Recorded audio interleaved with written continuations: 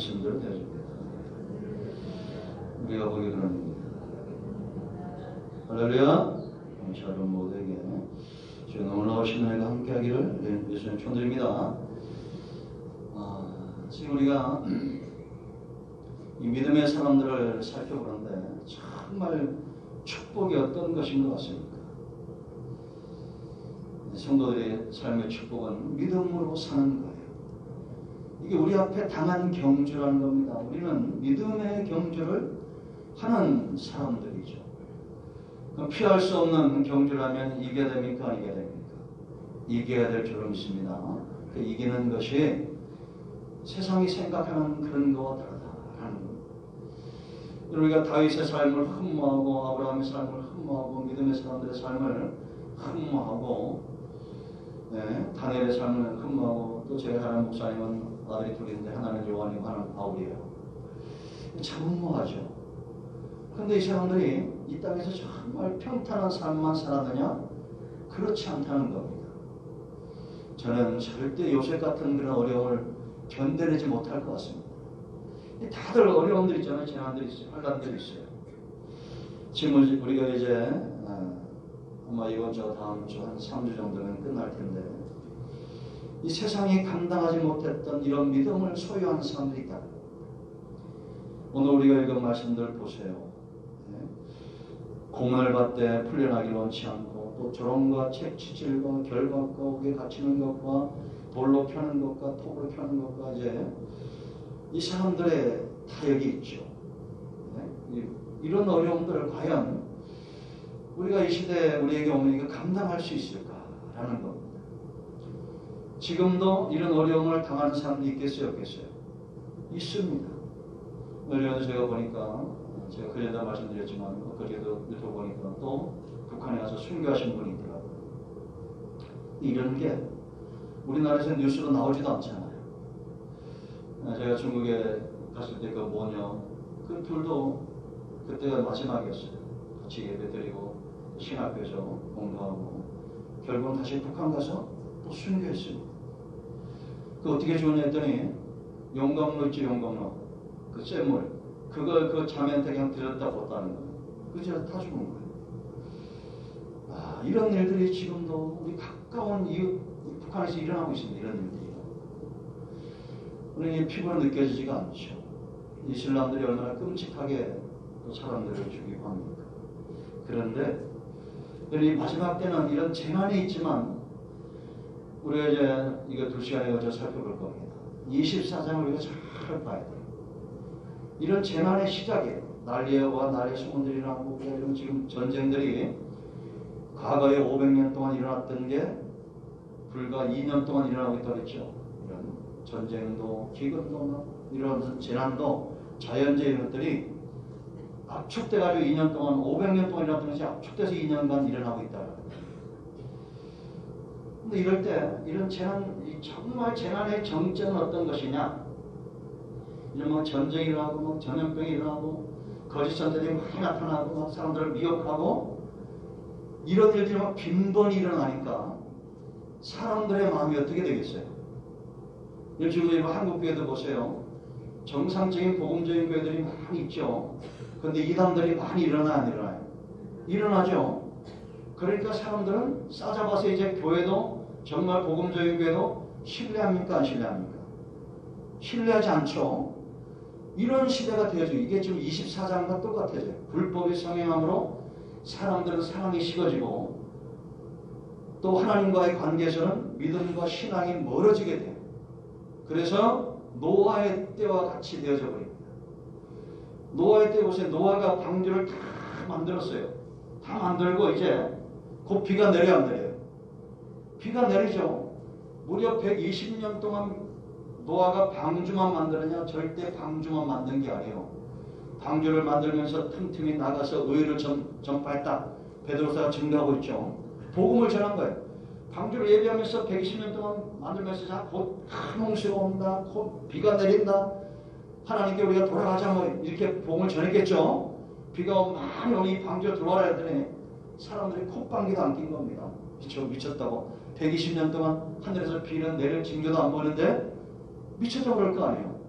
결국은 자기 가족 외에는 구원받은 사람이 없어요. 왜? 사람들이 안 들었다는 거예요. 지금 이런 상황이 되어지고 있습니다. 우리가 여러분 보세요. 우리 나한테 전할 때 이렇게 전할 수 있습니다. 예수님 곧 오십니다. 구름 타고 오십니다. 빨리 우리가 예수님 믿고 천국 갑시다. 그러면 우리는 다 마음이 동합니까? 안 동합니까? 동하죠. 그건 아니에요. 미쳤냐? 무슨 구름 타고 사람이 어떻게 오냐? 이럴 거라는 겁니다. 여러분 우리가 이 24장을 보면 이제는 방주가 다 만들어지고 그 들어가기 전날까지 사람들은 어떻게 살고 있어요? 먹고 마시고 시집가고 장가가고. 그러니까 사는데 바쁘고 돈 버는데 바쁘고 세상 삶에 빠져가지고 주일 성수 안 하고 예배 멀리하고 하나님 등한시하는 겁니다. 이게 재난의 정점이 와 있는 거예요. 이미 재난은 시작돼서 이만큼 와 있다. 우리가 여러분 6.25 지나가고 벌써 이게 일제차 지나가고 주님이 곧 오실 때, 주님이 이제 내일 모레도 곧 오실 때 징조는 뭐냐? 사람들의 마음에 사랑도 식어지고 사람들의 마음에 믿음도 옅어지고 주님 다시 온다는 소망은 아예 생기지 않고 이제는 그냥 먹고 마시고 시집가고 장가가고 삶에 빠져있는 것. 이런 시대예요. 그런데 놀라운 역사는 이런 마지막 때 하나님이 또 다른 징조를 우리 가운데 보이십니다. 그건 뭐냐? 하나님의 신을 부어주는 거예요. 여러분 1973년도에 우리나라에 어떤 일이 있었습니까? 1973년도에 여의도에 빌리그리암 전도대회가 있었죠. 100만 명이 모였습니다. 그 좁은 땅에 여의도에 그때 한번 가보신 분 있어요? 우리 아버지 우리 어머니 갔다 오셨는데 그때 좀 날 자네가 할렐루야. 나 좀 데려가지. 우리 어머니 왜 안 데리는지 몰라. 그때 100만 명이 모였어요. 그 여의도에. 굉장했죠. 그리고 74년도에 엑스포를 74년에 의해서 우리나라에 강력한 부흥의 역사가 70년대 80년대 불어와가지고 부흥회 하면 막 2주씩 하고 막 그랬습니까? 그랬습니까? 그렇죠. 우리도 막 전부 막 경운기 타고 중학교 다닐 때 경운기 뒤다 싣고는 면소재의 가장 큰 데서 부흥회 한다면 다 모여서 막 밤새 그렇게 막 기도하고 그랬다니까요. 그때 그 시원산 저기 수원에 있는 그 목사님, 우리 선배 목사님 고아원 다니다가 부흥회 한다고 헌금을 주러 갔다잖아요. 헌금 앉을 데가 없어서 하필이면 안내원이 목사님 뒤에 앉아놓은 거예요. 자기는 헌금을 주러 갔는데 딱 돌아서더니 제일 먼저 기도를 치는데 얼마나 기도를 요즘같이 뭐 대충이 안 해요. 그래서 은혜 받고 목사님 됐잖아요. 얼마나 크게 잘 지났습니다. 그 목사님 좀 생각이 안 나. 기도원도 동수원 앞에 있어요. 신의 상기도 무슨 교회인가? 하나 있잖아. 그 간증을 내가 여러 번 들었습니다. 이 강력한 역사 우리나라에 있었는데 이 부흥의 시발점이 어디였느냐? 73년도에 1973년에 이런 부흥이 있었는데 우리나라에 3년 전에 1970년에 미국의 켄터키주 에즈베리라는 대학이 있었어요. 여기서 이 부흥의 역사가 있었습니다. 한 학생이 체포 시간에 자기 죄를 회개하면서 우리나라 1907년, 1905년도에 이런 장대인교회 부흥의 역사죠. 길선주 목사님 회개하면서 역사에 일어났잖아요. 이 강력한 에즈베리의 부흥이 3년간 미국을 휩쓸고 그리고 우리나라로 넘어온 겁니다. 제가 이 얘기를 왜 드리냐. 여러분들이 유튜브에 에즈베리 대학교 부흥일기 쳐보세요. 지난달에 지난달 2월 8일부터 16일까지 이 교회, 이 대학에서 또 이 부흥이 시작이 된 거예요. 그래서 제가 이렇게 자신있게 얘기하는 거는 처음에 이게 또 뭐 사이가 안 했더니 우리 동기 목사 중에 이제 90일인데 유흥열 목사라고 있어요. 총신 교수하다가 미국에서 이제 한인 교회를 맡아서 갔는데 이분이 가서 보고 현장을 보고 그거를 유튜브에 올렸더라고요.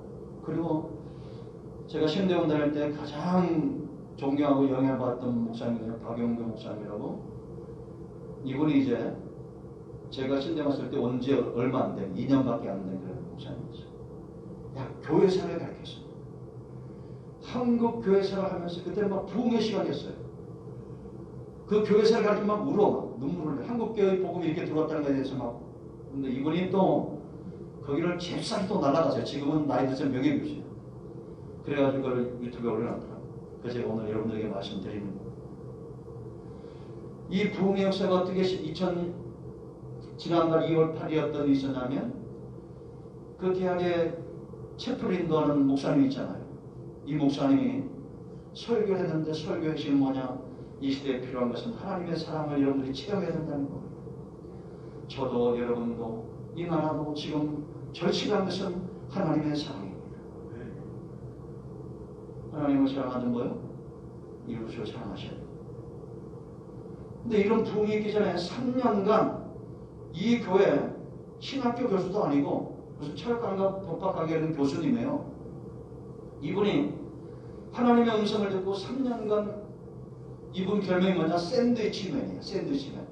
앞뒤로 부흥을 위하여 기도해야 된다는 것을 3년간 그 대학에서 다니면서 사람들에게 기도한 겁니다. 그러니까 준비가 되어진 거예요. 저는 이 코로나19가 기도하는 사람들에게 기회라고 생각합니다. 한국에도 이 바람이 불어올 거라는 좀 확신이 생겨요. 우리 모두에게 필요한 것은 하나님의 사랑입니다. 근데 이게 이 사랑을 얘기하고 그냥 나갔어요. 그걸 찍었더라고, 나가는 게.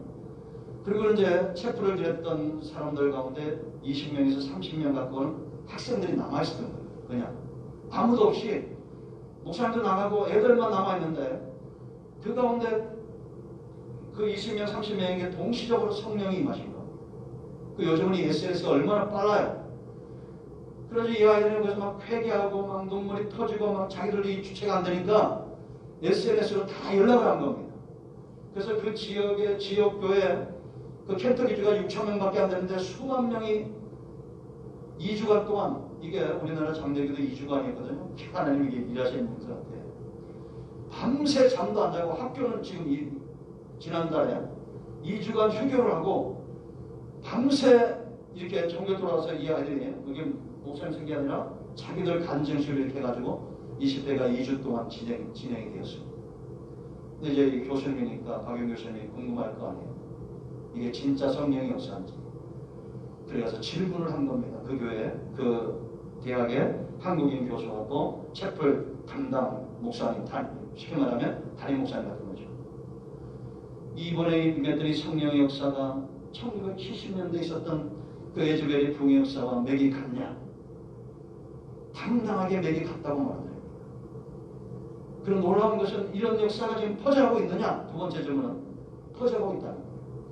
그 아이들이 왔던 아이들이 다시 거기서 은혜를 받고 전국을 돌아서 이렇게 일어나고, 세 번째 질문인데 변화가 일어나고 있느냐? 변화가 일어나고 있다는 거예요. 사람들이 마약도 끊고 알코올 중독도 끊어내고, 그리고 그게 있던 한국인 목사님 그 교수를 만났는데 자기는 너무 이런 취미 생활에 심취했는데 이걸 좀 정리하려고 한다. 여러분, 이것이 정말 성령의 역사라는 것은 성경이 말하고 있는 거예요. 마지막 때 요엘서인대로 성령을 부어주신다는 거예요. 우리나라에도 이런 부흥의 역사가 지금 두 번의 역사가 있었죠. 한동안은 제3의 물결이다 해서 제가 이렇게 느끼는 것은 항상 사탄이 좀 빠른 때가 있어요. 정말 예즈벨이 다시 한번 하나님의 성령의 역사가 있다면 이게 변화일 뿐만 아니라 우리나라까지 오게 되어 있습니다. 전 세계. 이게 1년이 걸릴지 내가 할 때는 70년대 3년 걸렸는데 이렇게 오래 걸리지 않을 것 같아요. 그렇다고 우리가 거기 갈 필요는 없어요. 그렇게 그런 분들은 학자들이니까 가서 좀 조사할 필요는 있는데 우리가 있는 곳에서 성령의 충만함을 위해서 사모하며 기도해야 됩니다. 이건 뭐냐? 그럼 어떻게 이 성령의 역사가 강력하게 나타날까? 핵심은 사랑에 있습니다. 그러니까 저에게도 이 사랑이 필요하고 여러분들에게도 이 사랑이 필요한 거예요. 아멘 좀 하세요. 네? 오늘 예배가 끝나고 우리 가운데 정말 성령이 임하셔서 이 자리를 떠나지 않고 기도하는 사람들이 있다면 한국교회 부흥의 역사가 여기서부터 시작될 줄로 믿습니다. 여러 가지 이유가 있겠지만 왜 하나님이 제가 3년간 지금 철회를 하면서 이렇게 그렇다고 그 교수님처럼 기도를 앞뒤로 저는 별로 못합니다. 이렇게 하다 보면 저 입구에 이렇게 하시는 분이 있더라고. 그게 어떻게 보면 좀 부럽기도 하고, 야, 저러다가 복음에 막히면 어떡하냐, 이런 마음도 들고. 근데 엉뚱한 사람들이 지금 큰 소리를 내는 이 시대가 되어지고 있잖아요. 성령의 역사는 제가 이걸 쭉 몇 번 봤어요. 이걸 보면서 왜 이걸 제가 성령의 역사를 확실히 있냐면, 제가 의심이 많거든요. 그런 두 목사님의 증인도 있을 뿐만 아니라 그걸 자세히 봤어요. 내가 봤더니 질서가 있고, 거기에 또 하나는 참 기쁨과 만족이 있어요. 그리고 막 귀신들이 드러납니다. 이런 일들이 있어요. 그게 무슨 막 목사님들 쫓는 것이 아니라 어떤 자매가 담대히 일어나가지고 귀신을 쫓아버리더라고요. 우리가 있는 곳에 이런 하나님의 나타남과 능력의 역사가 일어날 줄로 믿습니다. 이런 재난만 있는 것이 아니라, 환난만 있는 것이 아니라 성령의 나타남과 능력이 역사한다라는 겁니다. 왜냐하면 여러분, 믿음은 뭐에서 나요? 들음에서 나는 거예요. 이것이 다 협력해서 누리는데, 어떤 용광로와 같은 이런 재난만 있어가지고는 절대 안 돼. 우리 안에 뿌려 떨어진 말씀의 역사가 있기 때문에 어떤 환난과 용광로 같은 속에서도 우리가 살아나는 겁니다. 그러니까 이 말씀은 어떤 환난이나 재난도 우리를 더 믿음의 정금 같은 믿음에 서게 하지 넘어지지 않게 한다는 거예요.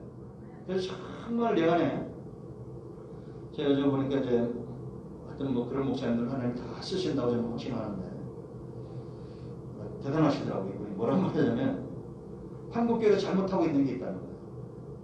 왜 그리스도인처럼 살지 않냐고 이렇게 비난을 하고 비판을 받는데, 결정적인 원인은 어디 있느냐? 사람들이 구원받지 못했기 때문이라는 거예요.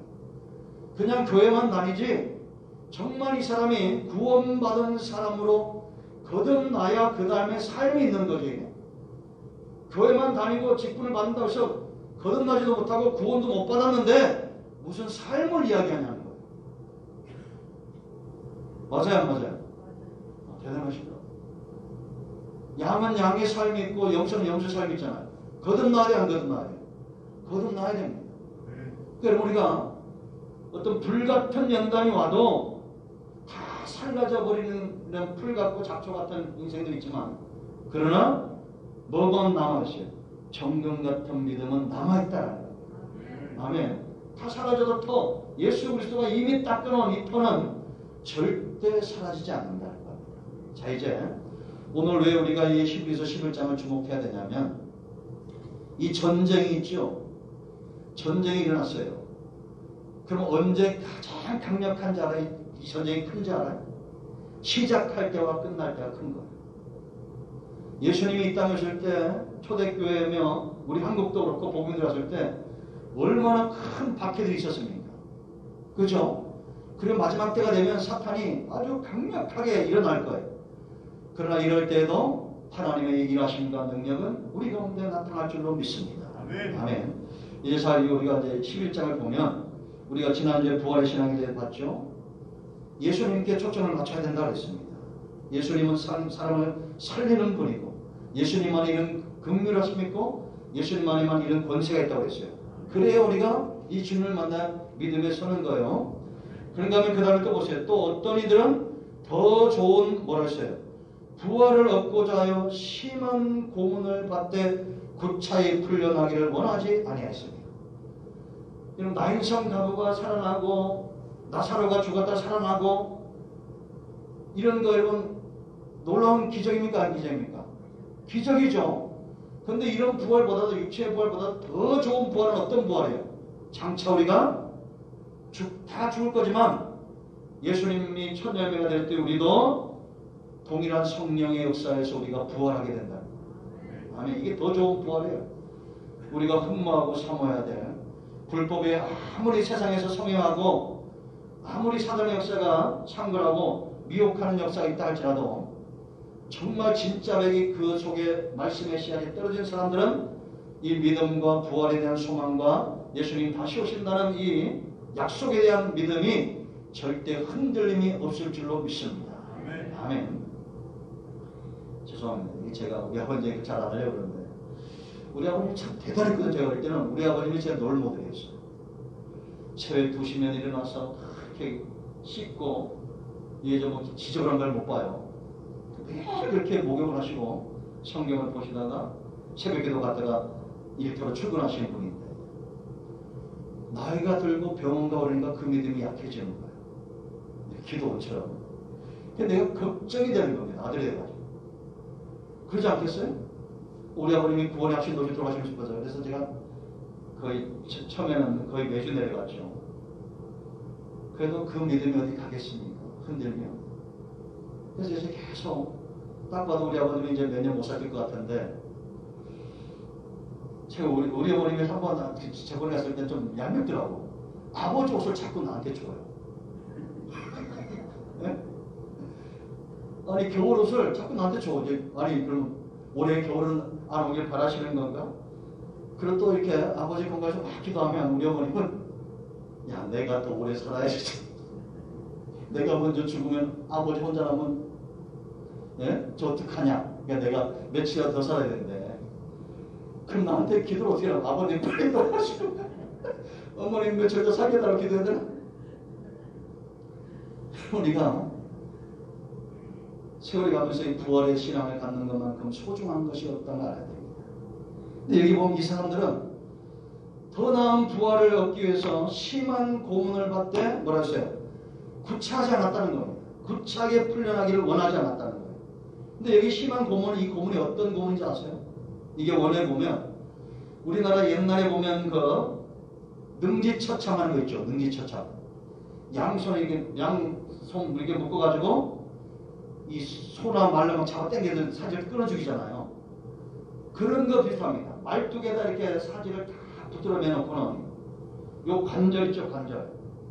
자 이렇게 사람을 팽팽하게 이게 말뚝 네 군데 말고 이렇게 해놓은 거예요. 이 관절 이런 관절을 창으로 찔러요. 관절이 끊어지죠. 창으로 찌른 다음에 붙이듯이 이 배하고 가슴을 붙이듯이 막 때려 죽을 때까지 그렇게 해서 죽이는 형벌이에요. 이게 여기 나와 있고. 근데 이게 성경에는 이게 없는데 마카비 이게 아주 이게 인정받는 그런 외경이죠. 마카비서 6장 18절 19절 말씀을 보면 엘르아살이라는 사람이 이런 형벌로 죽습니다. 근데 그 다음 장 7장 1장 가면 그 어머니 엘르아살의 어머니와 칠형제가 다 이렇게 죽어요. 여러분 이렇게 죽어도 예수 믿을래요? 네? 아니 나 죽는 게 있는데 우리 엄마 우리 형제들 다 이렇게 죽어도 내 자녀 내 딸이 이렇게 다 이렇게 죽을 수밖에 없는 요즘 우리 한국교회 신앙을 영적사태 보면 이렇게 전쟁이 이렇게 일어날 것 같은데 이렇게 죽어도 우리가 신앙을 지키겠냐라는 거. 손양원 목사님 보세요. 자기 두 아들 죽인 원수를 뭐 삼았어요? 아들 삼았잖아요. 그때 틀어져가지고 딸하고 자기 아버지 볼 안 받는데 나중에 권사님 되고 다 그렇게 하셨죠. 참 대단한 분입니다. 손양원. 그리고 오죽 하면 사랑의 원자탄이라고 했어요. 여순 그것도 반란 사건인데 결국 돌아가셨죠. 여러분 우리나라가 이런 사람들을 우리의 신앙의 선조로 갖고 있다는 것이 얼마나 큰 복인가를 알아야 돼요. 다윗의 후손들이 요즘 새벽에 나오는 다윗의 후손들이 솔로몬이 기도할 때 다윗의 이름을 붙들고 하나님께 나가잖아요. 우리는 기도할 때 하나님 이 땅에 주기철 목사님, 손양 목사님 같은 분들이 이런 순교의 피를 흘려서 이 교회가 세워지고 이렇게 복음의 역사가 이루어지지 않았습니다. 속히 통일되게 하시고 복음의 역사 이 교회가 온전히 세워달라고 이렇게 기도해야 됩니다. 아멘. 그 36절 보세요. 또 어떤 이들은 조롱과 채찍질 뿐 아니라 뭐라 했어요? 결박과 옥에 갇히는 시련도 받았습니다. 예레미야가 20장 2절 말씀을 보면 거짓 선자 바솔에게 매를 맞추고 그리고 26장 7절로 9절 가면 온 국민들이 다 싫어합니다. 그리고 예레미야를 박해를 하죠. 예레미야는 여호와 이름으로 예언하는 사람인데 이 바솔 같은 거짓 선자들이 자꾸 반대를 이야기하는 거예요. 예레미야는 지금 우리가 바벨론에 끌려갈 것이고 너희가 그곳에 가서는 그 나라를 잘 섬겨야 되고 뭐 이렇게 쭉 얘기해요. 그 바솔이를 향해서는 너희가 너와 너의 속한 모든 자녀들이 다 거기 가서 죽을 것이다 라고 말합니다. 그러니까 이게 듣기 싫은 거예요. 사람들은 누구 말을 더 많이 들었겠어? 예레미야 말보다 이 바솔 같은 이런 거짓 선자의 말을 더 듣고 거기 더 협조하는 겁니다. 결국은 그를 박해하고 감옥에 가두고 오게 가두고 하죠. 그리고 신약에서는 사도 바울이가 오늘 11장 읽었잖아요. 얼마나 많은 매를 맞고 비난을 당하고 조롱을 당합니까? 이런 지경에 처하게 되고 또 여기 37절 말씀 보면 돌로 치는 것과 그랬습니다. 이 구약 시대에 돌로 때린다는 것은 누구를 돌로 쳐주겠냐면 우상숭배자들, 그 접신한 자들, 가늠한 자들 이런 사람들을 돌로 쳐주겠어요. 그런데 의인들을 그런 죄인 취급하면서 죽였다는 것. 그래서 역대하 24장 21절 말씀 보면 스가랴를 죽이죠. 스가랴는 누구냐? 여호야다 제사장의 아들이에요. 근데 이걸 죽인 사람이 누구냐면 요아스가 결국은 명령해서 그 백성들이 성전 뜰에서 죽이죠. 돌로 쳐 죽입니다. 세상에 제사장을 우상숭배자처럼 창기처럼 취급해서 돌로 쳐 죽이는 거예요. 근데 이 요아스가 여호야다가 살아있을 때는 아주 하나님을 잘 섬기고 성전도 수리하는 그런 사람인데 여호야다가 죽어요. 영적 멘토가 죽어요. 그러니까 방백들의 말을 듣습니다. 세상 사람들의 말을 들어요. 그러니까 이제 예를 들면 우리가 어떤 신앙이 없는 그런 정치인들, 하나님을 두려워하지 않는 이런 정치인들이 득세하는 시대가 되는 거예요. 우리나라 똑같죠 지금. 이런 사람들을 좋게 여기는 거예요. 그럼 제가 얼마나 깝깝하면 그런 얘기를 했겠어요. 우리가 대통령을 뽑든지 국회의원을 뽑든지 제가 하도 답답해서 그런 얘기 했는데 여러분들의 밥그릇에 좀 밥을 많이 채워주고 통장에 돈을 채워주고 좀 잘 살게 할 수 있는 기본적으로 그런 사람들이라도 뽑으세요. 내가 그랬어요. 안 그랬어요? 축구선수하고 야구선수하고 축구하면 누가 이겨요? 축구선수하고 야구선수하고 축구하면 축구선수가 이겨요. 모르시나 그번에? 그래서 그런 게 잘못 뽑는 거예요. 잘 봐야 돼요. 우리가. 왜 이 나라가 이렇게 50년을 더 후퇴하게 만들어요? 하나님이 일하시면 맞아요. 하나님이 일하시면 하나님이 매로 쓰려고 드는지 우리를 축복하시려고 드는지는 우리의 영적인 상태에 있다는 걸 잘 아셔야 돼요. 스가랴 같은 사람을 도르치더니 스가랴가 방백의 말을 듣는 거 보고 너희가 하나님을 버렸으므로 하나님이 너희를 버렸다. 이렇게 말합니다. 왜 이랬냐? 너희가 하나님 앞에 형통의 비밀을 알려고 하지 않고 방백의 말을 듣고 세상의 어떤 이치를 따라서 너희 원하는 대로 형통하고자 한다는 겁니다. 지금 우리나라 상황과 똑같아요. 이게 잘 먹고 잘 살려고 있는 사람들 뽑는 겁니다. 영적인 걸 잘 봐야 되는 거예요. 그러면 자연스럽게 범사도 잘 됩니까? 안 됩니까? 잘 되는 거예요. 그러니까 스가랴 그 말이 듣기 싫어서 돌로 쳐 죽이죠. 그리고 열왕기상 21장 13절 말씀 보면 또 누가 돌에 맞아 죽어요. 이 사람이 왜 돌에 맞아 죽는지 알아요? 하나님이 주신 기업을 지키려다 돌에 맞아 죽어요. 네? 이게 대대로 신앙의 선조들 자기 할아버지 아버지 때부터 계속 내려오는 이 땅이에요. 작은 포도원입니다. 이게 왜 지키려고 했느냐? 그것을 먹고 살기 게 아니야. 이건 나의 유산이다. 하나님이 내게 주신 기업이다. 그러니까 구약시대는 이 기업을 함부로 팔거나 그 지경을 경계선을 옮길 수가 없었어요. 그러니까 하나님의 말씀에 순종한 거예요. 그러다가 결국은 돌에 맞아 죽습니다. 누구예요? 나봇입니다. 나봇을 누가 죽입니까? 아합과 이세벨이 죽여요. 이 아합이 그 작은 나봇의 포도원 뺏으려고 내가 다른 포도원 줄게. 그래도 안 된다. 돈을 더 줄게. 안 된다. 그러니까 한 나라의 왕이 돼가지고 쪼잔하게 그때부터 금식하고 먹지도 않고 포도원 갖고 싶어가지고 그게 뭐죠? 또 좋은 데 있었나봐. 예? 그러니까 이세벨이 와가지고 왕이 왜 이렇게 식사 안 하냐 했더니 내가 지금 나봇에 포도를 갖고 싶은데 지금 안 준다고 그런다. 집 부인한테 꼬지는 거야. 특히 우리나라에 똑같은 걸로. 예? 그러니까 이 여자가 해결을 해.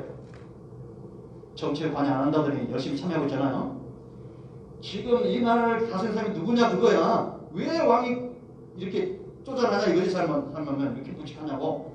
얼른 뭐라고 내가 해결했다고. 그리고는 장로들에게 편지를 합니다. 그때나 이때나 지금 똑같은 것 같아요. 그래가지고 나봇을 백성 중에 피안치고 불량자 2명을 세워가지고 거짓 증인을 세우라는 거예요. 거짓 증인. 나봇이 하나님과 왕을 저주했다. 이 말을 한마디 하는 거예요. 그리고는 재판도 없이 가서 돌로 쳐 죽입니다. 그런데 이게 이 사건 때문에 하나님이 뭐라 하죠? 하나님이 노하셨다는 거예요. 노하셔서 네 피를 개들이 핥을 것이고 이세벨은 개들이 먹을 거라고 했어요. 그러니까 이 얘기 들으니까 또 아합이 쪼랗게 싸주라고 했어요. 그러니까 이런 사람은 변덕이 죽을 듯해. 그러니까 또 막 울면서 아이고 안 돼, 나 금식하면 되니까 하나님이 또 그걸 또 이쁘게 봐줘요. 그러니까 이런 사람의 기도 들어요 하나님은. 그러니까 엘리야에게 네가 아합에서 기도를 듣느냐 내가 듣는다. 그리고 그 사람 때에는 이것이 일어나지 않게 하고 아들 때에 망하게 하겠다. 그럼 불교에서 인간공을 얘기하는데 여러분 성경 잘 보세요. 반드시 하나님이 심는 대로 거두게 합니다. 그러니까 그럽니까? 그러니까 우리는 차라리 나봇처럼 돌에 맞아 죽더라도 하나님의 유산과 이 기업을 소중히 여겨야 됩니다. 할렐루야. 결국은 전쟁에 나갔다가 아합의 활에 맞아 그 피가 수레에 흐르죠. 그 수레를 창기들이 목욕하는 못에 가서 씻으니까 개들이 와서 그걸 핥았고, 예후가 이세벨을 창에서 던지게 하니 내시들이 던져가지고 그 여자를 개가 먹었는데 나중에 예후가 사람을 보내서 장사하라고 보냈더니 머리하고 손발만 남아있는 거예요. 그런 저주를 받습니다. 여러분 유대인 선생님은 예레미야가 돌에 맞아 죽었다 이렇게 말합니다. 그러니까 또 신약시대는 누가 있어요? 스데반이 있죠.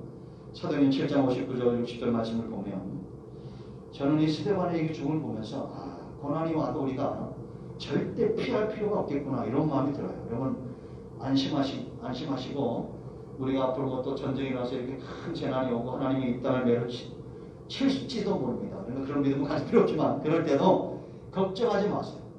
그런 모든 고난을 매맞는 어떤 고통들을 하나님은 능히 그 고통 가운데 우리를 지켜줄 거라는 확신이 스데반의 순교를 보면 나와요.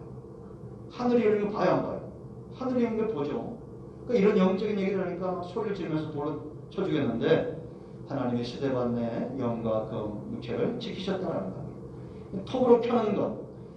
이사야가 이렇게 죽었는데 므낫세 왕이 이사야를 이렇게 톱으로 펴 죽였다. 이게 성경에 안 나와요. 그런데 그 당시에 살았던 이 교부들, 이사야 시대와 가장 가까이 살았던 아센이나 저스틴이나 터툴리안 같은 이런 교부들이 이사야의 순교를 이야기합니다. 그런데 이게 보면 이 당시에 가장 강렬한 그런 형벌이 사람을 거꾸로 매달아놓고 가랑이 사이를 톱으로 펴서 죽이는 거예요. 어떻게 하더니 인간만큼 잔인한 것도 없어. 그죠? 사람은 보니까 아니죠. 짐승은 보니까 난 제가 전에도 한번 얘기했는데 그 하이에나죠. 하이에나. 그 얼마나 지저분하게 생겼습니까? 근데 그 하이에나도 자기 딸 지키려고 사자가 오니까 그 딸을 데려놓고 그 사자 앞에 가서 엎드리더라고. 그 엄마가. 그러니까 사자가 이 엄마 하이에나를 잡아먹고 그 새끼는 그냥 도망가 버린 거야. 짐승도 그러더라니까요. 여러분 제가 토요일날 얘기했죠. 자기 부모 돌보는 건 짐승 중에 누구밖에 없다 했어요. 늑대. 늑대는 죽을 때까지 자기 부모를 돌보고 그를 이렇게 행군을 하잖아요. 행군을 하면 제일 앞에서 길을 개척하는 강한 자가 있고 중간에 새끼들 약자들을 놓고 맨 뒤에는 나이 많은 분들이 쓰신대요. 늑대분들이 뒤에. 왜냐? 쳐들어오면 지네가 잡아먹히려고. 그러니까 우리나라에 잘못된 말이 있어요. 이 늑대 같은 건 이거 진짜 잘못된 거예요. 늑대만큼 자기 부모와 새끼를 사랑하는 게 없어. 그러니까 우리가 앞으로 인사할 때마다 당신은 늑대 같습니다 이렇게 얘기해요. 얼마나 늑대 같아요. 사이가 좋죠. 너무 심각해서 이게 더 죽었다는 거. 그래서 여기 보면 이제 다 끝났어요. 오늘 이거 끝내야 하는데요. 칼로 죽였다. 이 사울왕이 사무엘상 22장 22장 18절 말씀 보면 에돔 사람 도액을 시켜서 아히멜렉에 속한 가문 85명의 제사장을 아주 씨를 말이 다 죽여요. 부녀 애들까지 전부 죽입니다. 소와 양도 다 죽여버려요. 이 사울왕이. 그러니까 이 다윗을 숨겨줬다고, 그리고 떡을 주고 골리앗에 칼을 줬다고 이 사람을 보내가지고 이 아히멜렉을 불러서 네가 나를 죽이려고 했다는 거야. 그러니까 이제 주변에선 같은 이스라엘 병사들에게 죽이려고 하니까, 제사장 죽이를 꺼려하니까 에돔 사람 도액을 시켜서 죽입니다. 얼마나 참담해요. 그리고 이세벨이 죽인 선자들 있죠. 왕상 19장 10절 말씀 보면 엘리야도 죽이려고 할 때 나만 남았다고 말합니다. 이 에레미야 시대에 또 우리아라는 사람이 있었는데, 에레미야 20장 21절 말씀을 보면 이 우리아가 여호와 이름을 의지해서 에레미야가 했던 말과 똑같이 그 성과 땅에 대한 경고와 저주를 선포해요. 그러니까 여호야김이 있다가 이 우리아를 잡으려고 오니까 애굽으로 도망가던데 사람을 보내서 다시 잡아서 또 칼로 죽입니다. 여기 보면 또 양과 염소의 가죽을 입고 유리하며 궁핍과 환난과 학대를 받았다.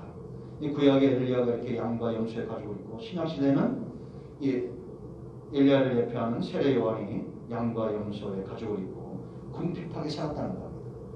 성경에 보면 솔로몬 같은 사람은 부가 있어요, 없어요? 부도 있고 뭐 잘 살기도 하고 요셉도 나중에 크게 성공하기도 하는데, 그러나 이렇게 유리하고 궁핍하고 학대를 당하는 그런 삶도 있다는 겁니다. 그러나 중요한 것은 하나님이 그 시대마다 일하실 때 하나님 편에 있는 것이 훨씬 더 중요하다는 거죠. 6.25 때 우리 신앙의 선조가 잘 지켰다면 지금 우리나라가 얼마나 많은 복을 받았습니까? 이럴 때도 우리의 중심이 하나님 편에서는 좋아요 될 줄로 믿습니다. 그래서 이런 사람들이 이렇게 능히 이길 수 있었던 비결이 뭐냐? 크게 요약하면 세 가지인데 그 부분은 다음 주에 살펴보겠습니다. 다시 한번 기도하겠습니다.